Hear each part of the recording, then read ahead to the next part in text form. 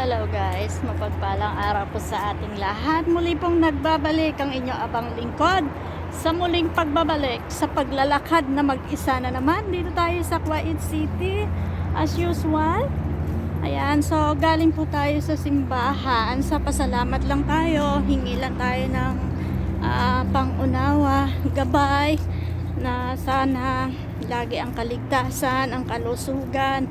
Ayan, so pasalamatan natin, bigyan natin ng kahit ilang oras, minuto, basta buokal sa ating kalooban ng pasasalamat. So, heto naglalakad tayo, mainit guys. Ayan, so malamig pero hindi pa ako nag-jacket kasi nga lakad muna tayo. So, kagagali lang natin sa charts.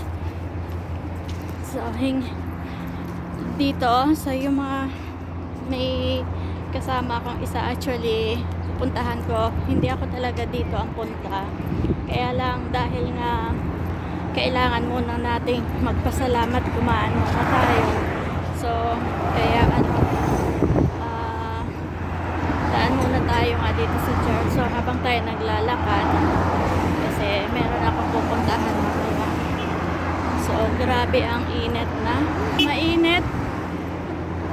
Pero summer, taglamig ho talaga dito, winter naman po lahat sila nakasuot. Ako lang yata ang hindi.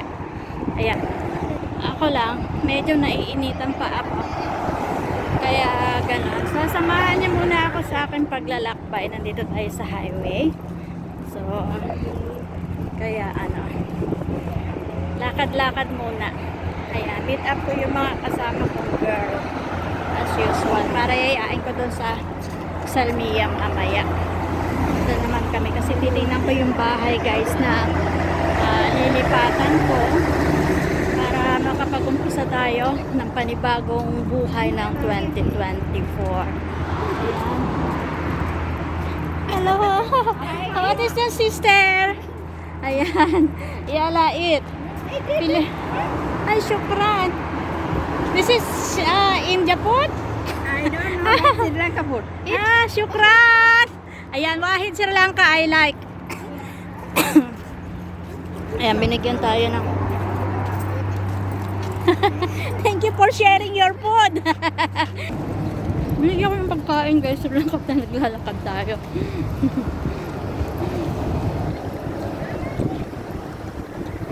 Diba? Yan ako, na-share ako ng blessing nila. Bait naman. Ayan sila, naglalakad. Ayan, naka-yellow.